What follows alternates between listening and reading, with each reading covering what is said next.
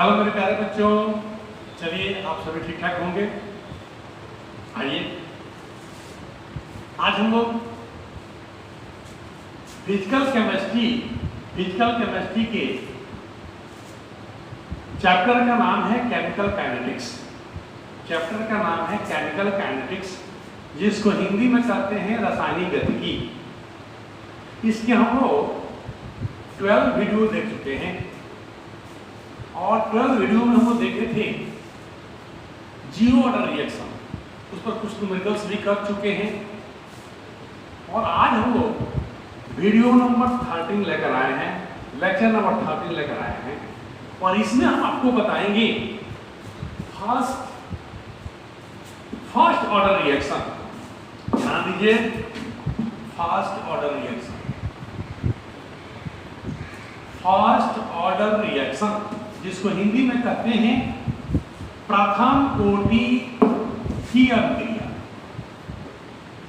प्रथम कोटि की अभिक्रिया इंग्लिश में कहते हैं फर्स्ट ऑर्डर रिएक्शन और हिंदी में कहते हैं प्रथम कोटि की अभिक्रिया।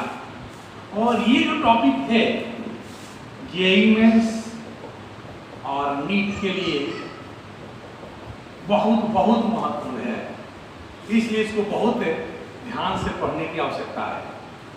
तो देखिए, केमिकल काइनेटिक्स के फर्स्ट ऑर्डर रिएक्शन में प्रथम कोटि की अभिक्रिया में इसको स्टडी करने के लिए हम इसको दो पार्ट्स में डिवाइड कर दिए। इसकी स्टडी हम दो पार्ट्स में करेंगे और यह प्योर मैथमेटिक्स है, न्यूमेरिकल पार्ट है, थोड़ी सी परेशानी होगी। तो चलिए इसको हम दो पार्ट्स में हम डिवाइड किए हैं। पहला पार्ट है इसका बेसिक कंसेप्ट, यानी जब तक आप बेसिक इस टॉपिक का नहीं समझेंगे तब तक ये इसका मेन टॉपिक आपको समझ में नहीं आएगा। तो सबसे पहले आपको बेसिक कंसेप्ट जानना बताएंगे और तब हम आएंगे इसके मेन कंसेप्ट पर। और यहाँ से आपको क्वेश्चन टेकअप होंगे, यहाँ से क्वेश्चन आएंगे। लेकिन इस टॉपिक को समझने के लिए, इस टॉपिक के मेन कॉन्सेप्ट को समझने के लिए बेसिक कॉन्सेप्ट की जानकारी होना आवश्यक है। और यहाँ पे न्यूमेरिकल्स की बात होगी। तो देखिए, हम बेसिक में कुछ पॉइंट्स यहाँ पर लिखे हैं, आइए देखते हैं। बेसिक कॉन्सेप्ट में आपको लॉग के बारे में जानकारी होनी चाहिए। लॉग के बारे में जानकारी होनी चाहिए, जैसे लॉग यहाँ पर हम दो टाइप को बताए हैं। इसको हम बेस कहते हैं, क्या कहते हैं? इसको बेस कहते हैं। यहाँ बेस है ई दिया गया, exponential log x to the base e पढ़ने का तरीका है। log x to the base e, exponential यहाँ पर इसका बेस है। जब हम इस बेस को चेंज करते हैं 10 में, इस बेस e को हम चेंज करेंगे 10, तो कांस्टेंट क्वांटिटी से मल्टीप्लाई करना पड़ता है। जैसे ही 2.303 से मल्टीप्लाई कर देंगे, ये जो बेस e है, एक्सपोनेंशियल है, वो कन्वर्ट कर जाता है आपका 10 में। यहाँ x है, यहाँ x रहेगा, यहाँ log है, log रहेगा। यहाँ बेस क्या है? एक्सपोनेंशियल e है, यह कन्वर्ट करता है 10 पर, तब यहाँ पर इतनी संख्या से मल्टीप्लाई करनी पड़ती है। इसको हम ln के नाम से जानते हैं और ये log के नाम से जानते हैं। फिगर नीचे आइए, log 5 to the base e, log 5 to the base e। अब इस बेस को हम 10 में कन्वर्ट करने जा रहे हैं। अब यह बेस यहाँ पर 10 में कन्वर्ट हो जाएगा। जब बेस 10 में कन्वर्ट होगा तो फिर से इस कोएफिशिएंट से हमको मल्टीप्लाई करना पड़ता है। log 5 to the base e is equals to 2.303 log 5 to the base 10। यानी जब यह बेस e से 10 होगा, ये कोएफिशिएंट को मल्टीप्लाई करना पड़ता है। फिर से आइए, यहाँ पर देखिए, log 2 to the base e, यहाँ पर बेस क्या है? e है, एक्सपोनेंशियल है। अब हम बेस e को हम कन्वर्ट कर दिए 10 में, तो जैसे ही e 10 में कन्वर्ट हो जाएगा, वैसे ही यहाँ पर ये न्यूमेरिकल वैल्यू आके मल्टीप्लाई हो जाते हैं। इसकी जानकारी होनी चाहिए। तो पहला बेसिक कंसेप्ट में इस लॉग की बेस को कन्वर्ट करने में जो यहाँ कांस्टेंट से मल्टीप्लाई करना पड़ता है, यह कांस्टेंट आपके माइंड में सेटअप होना चाहिए, क्योंकि इसकी आवश्यकता पड़ेगी हम जब इसके मेन टॉपिक में जाएंगे तब। अब जरा आइए सेकेंड टॉपिक। ये लॉग हो गया, बेस हो गया, एक्स हो गया, न्यूमेरिकल वैल्यू हो गया जेड। इसको हम कहते हैं पावर, इसको कहते हैं बेस और इसको कहते हैं न्यूमेरिकल वैल्यू। तो जब लॉग को हटाया जाता है, जब लॉग को हटाएंगे यह बेस यहाँ पर आ जाएगा, ये जो पावर के रूप में कन्वर्ट कर जाता है और ये न्यूमेरिकल वैल्यू यहाँ आ जाते हैं। जब लॉग को हटाएंगे ये एक्सपोनेंशियल में कन्वर्ट कर जाता है। यह बेस है, बेस के पावर में क्या आ जाते हैं, ये पावर आ जाते हैं और ये न्यूमेरिकल वैल्यू यहाँ आ जाते हैं। जब लॉग को हटाया जाएगा तब इसकी भी आवश्यकता होगी। फिर से देखिए log a to the base b is equal to c। हम लॉग को हटा रहे हैं, एंटी लॉग इसको हम लेंगे, इसको एंटी लॉग भी कहते हैं। जैसे ही इसका एंटी लॉग लेंगे ये लॉग हट जाएगा, ये जो बेस है बेस आ जाएंगे और ये जो पावर है या पावर के रूप में आ जाता है और यही न्यूमेरिकल वैल्यू a हो जाता है। यानी ये बराबर क्या होगा, बेस के पावर क्या हो जाएंगे c। इसकी भी आवश्यकता पड़ेगी। तीसरा इसका बेसिक कंसेप्ट है, यह एक फंक्शन लिया गया है, यह एक फंक्शन लिया गया है, फलन लिया गया है और ये फंक्शन कैसा है, एक्सपोनेंशियल फंक्शन है। e आ गया है, y is equal to e के पावर x। यह भी वेरिएबल है, ये भी वेरिएबल है, एक्सपोनेंशियल है। तो इसका ग्राफ याद रखना पड़ता है, जानकारी होनी चाहिए। जब इसका ग्राफ खींचते हैं इसका ग्राफ इस रूप में प्राप्त होता है, यानी ग्राफ ऑफ एक्सपोनेंशियल। ये y है, y हमने लिए y एक्सिस पर, ये पावर क्या है x है, उसको ले लिए x एक्सिस पर। इसका ग्राफ ऐसा मिलता है। अगर सोचिए अगर ऐसा आ जाए 80 इक्वल टू आ जाए a नॉट e के पावर kt, अगर ऐसा आ जाए, यहाँ प्लस भी हो सकता है और माइनस भी हो सकता है।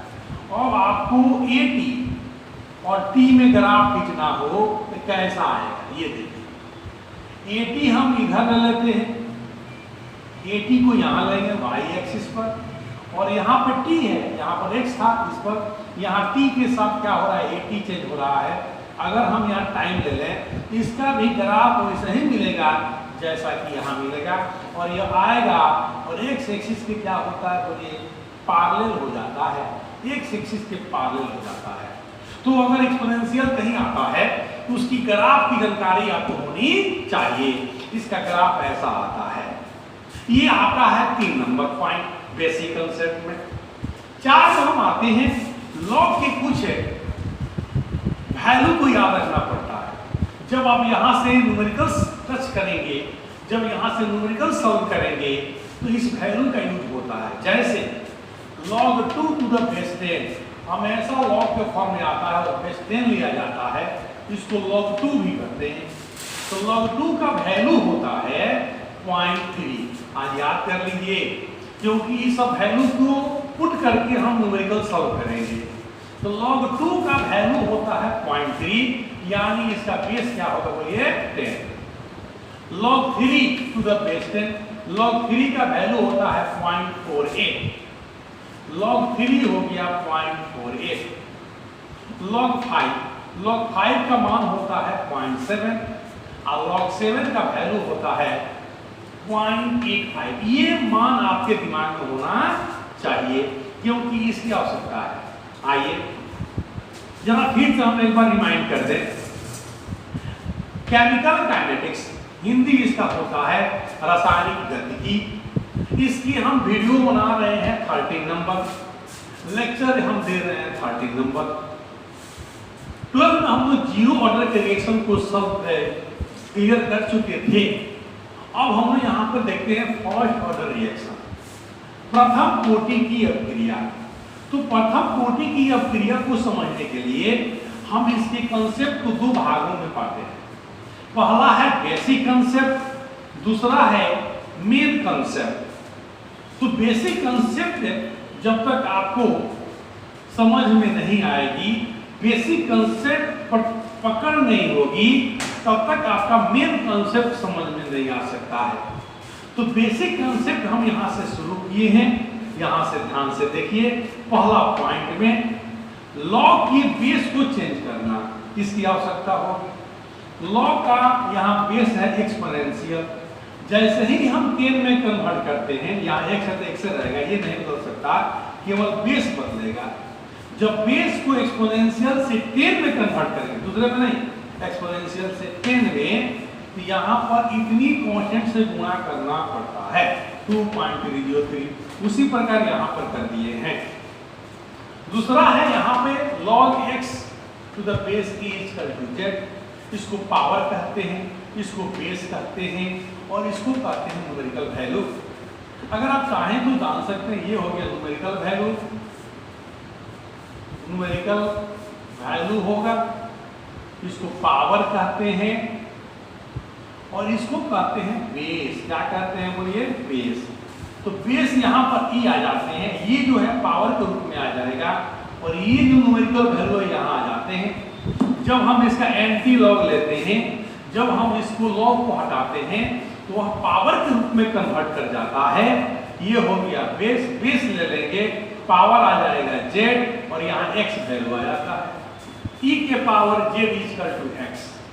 फिर यहाँ देखिए log a to the base b is equal to c, base हो गया b, पावर हो गया c, और न्यूमेरिकल वैल्यू हो गया a।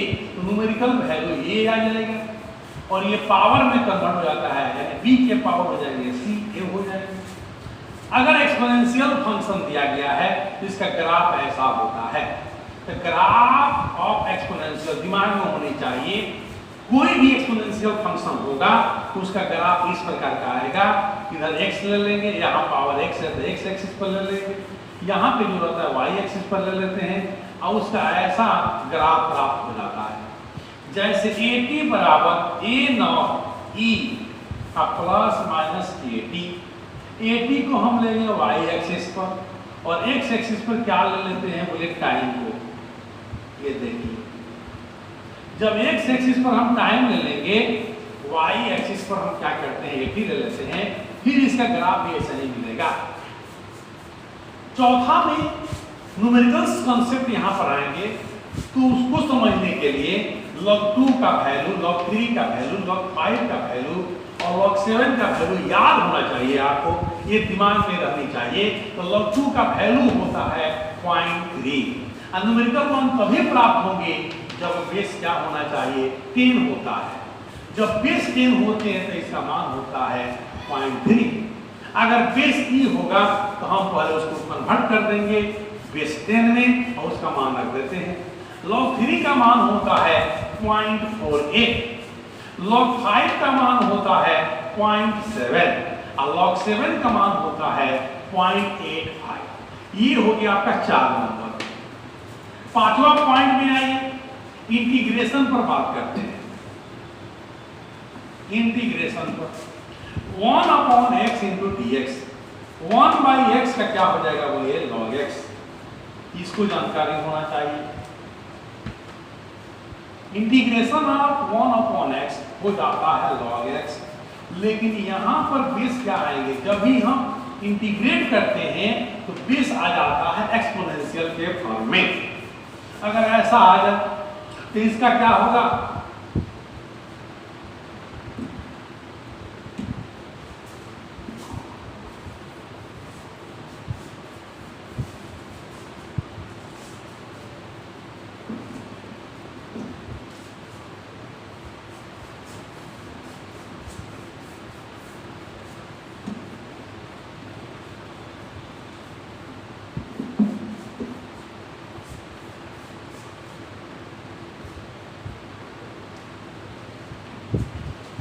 x का हो जाता है, ठीक है था, log x, लेकिन इसका बेस कितना आएगा? e। अगर ऐसा आ जाए a माइनस एक्स, सपोज कीजिए a not minus x into dx, तो इसका क्या होगा? log हो जाएगा, और ये पूरा वैल्यू यहाँ पर आ जाते हैं, मैथमेटिक्स में पढ़े होंगे। और यहाँ x का कोएफिशिएंट क्या है, -1 है। x का कोएफिशिएंट क्या है, -1। यहाँ पर माइनस नहीं है, प्लस है। अब इस माइनस हम क्या करते हैं, यहाँ पे गुणा करते हैं, ये देखिए, यानी यह माइनस यहाँ आके मल्टीप्लाई हो जाता है। फिर से देखिए, अगर ऐसा आ जाए 1/a0 plus x into dx, तो ये प्लस हो जाएगा log, और ये पूरा वैल्यू यहाँ पर आ जाता है। ये देख लीजिए, 1 integration of 1/a0 plus x into dx plus हो जाएंगे log a0 plus x, a0 plus x। इसकी आवश्यकता है, इसकी जानकारी होनी चाहिए। अगर इतना कंसेप्ट अगर आपके दिमाग में है, तो अब यहाँ पर मेन कंसेप्ट में आपको कोई दिक्कत होने वाली नहीं है। यहाँ 5 पॉइंट हमने क्या बताया आपको, बेसिक कंसेप्ट में दिए। अब हम आते हैं इसका मेन कंसेप्ट, जहां से क्वेश्चन आएंगे। तो चलिए इसको नोट कर लीजिए। पहले इसको आप उतारेंगे, दूसरा में इसको उतारेंगे, 3 में यह आ जाएंगे, और 4 में इसको उतार लेंगे। ये बेसिक में आ गए। अब हम शुरू करने जा रहे हैं इसका मेन कंसेप्ट, जहां से क्वेश्चन आपको टेकअप होने वाले हैं। चलिए इसको मिटा दें।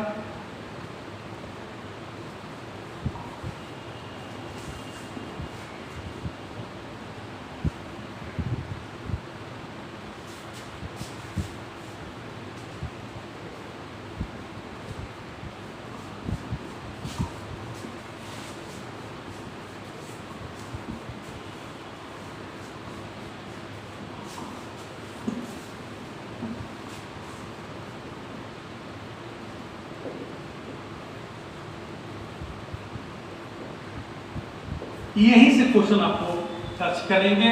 तो चलिए, पहला आता है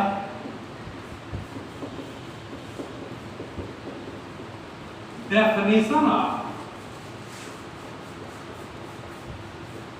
first order reaction. First order reaction का डेफिनेशन क्या होता है?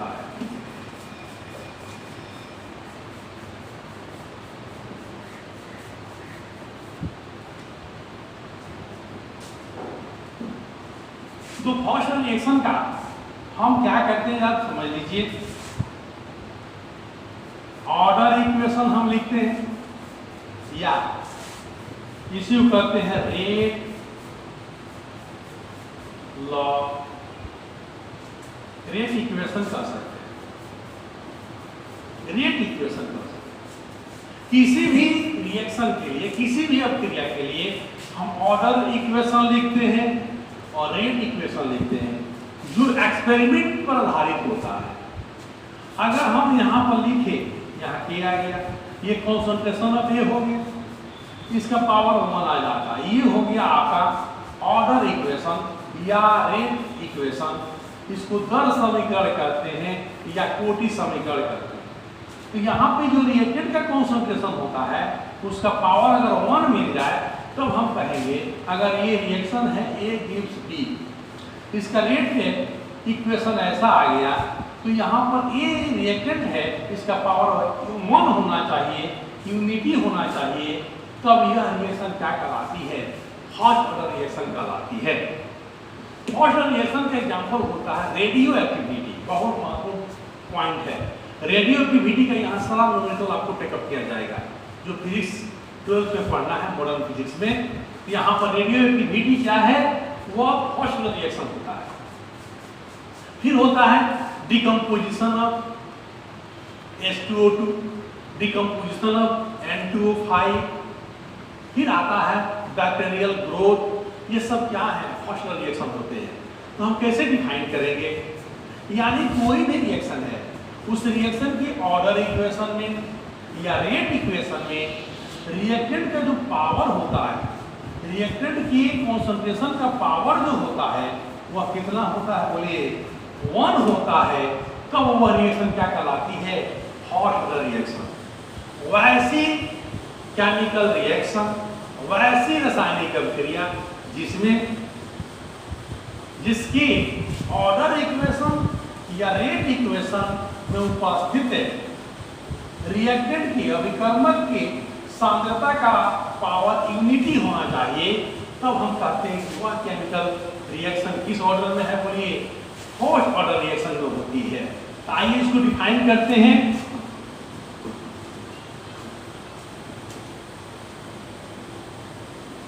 The rate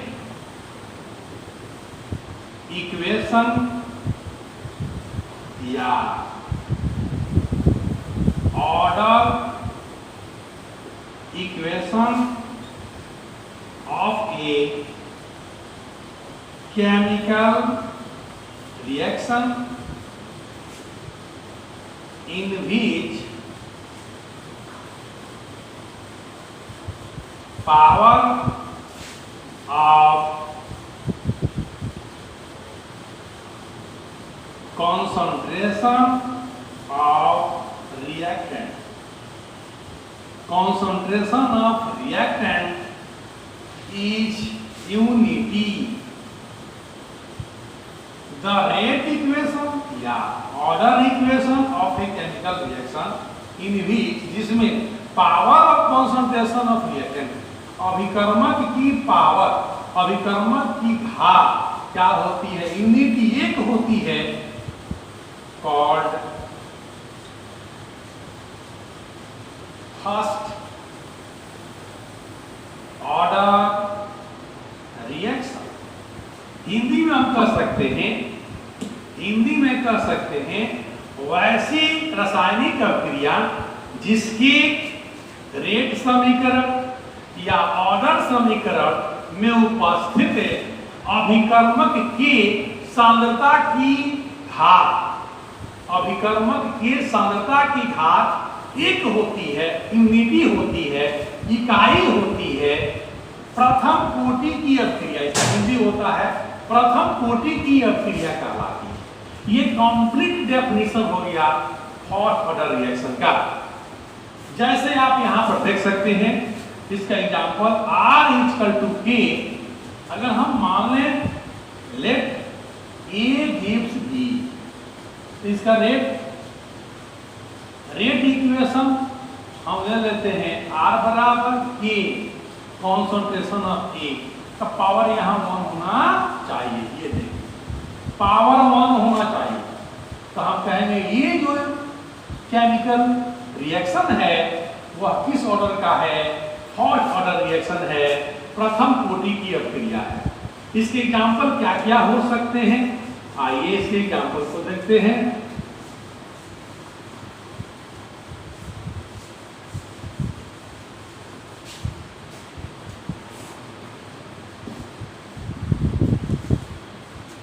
first order reaction का एग्जांपल होता है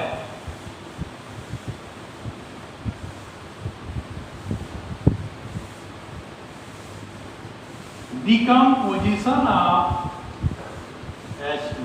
ये देखिए H2O2 डिकम्पोज करके बनाता है H2O और बनाता है O2 गैस निकल जाता है। ये जो डिकम्पोजिशन होती है, ये जो डिकम्पोजिशन होगा यह फर्स्ट ऑर्डर रिएक्शन है।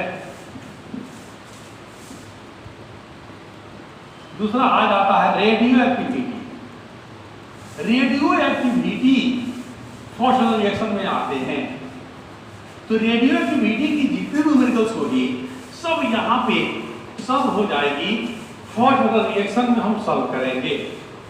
नोट कीजिए इसको।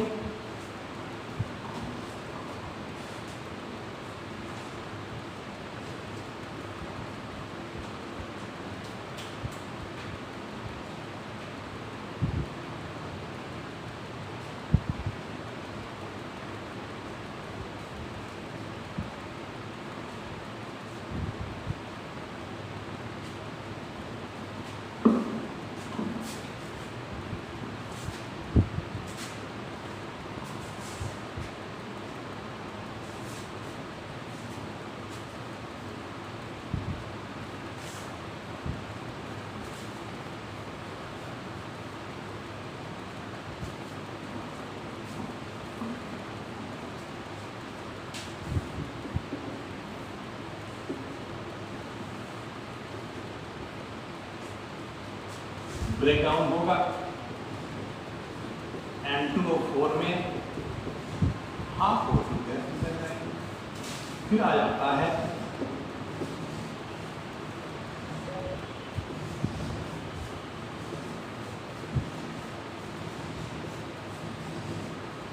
बैक्टीरिया का डीके ले लीजिए, DK of bacteria.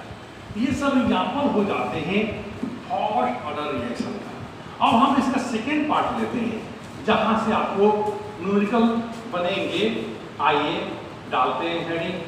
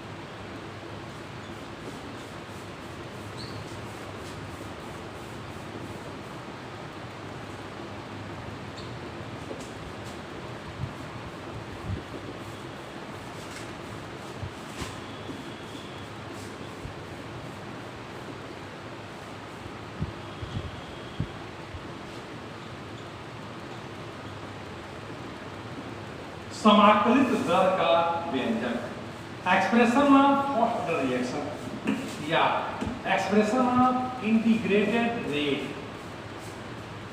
Expression of integrated rate, expression of first order reaction. ये महत्वपूर्ण टॉपिक है। यहां पर हम शुरू करते हैं। आइए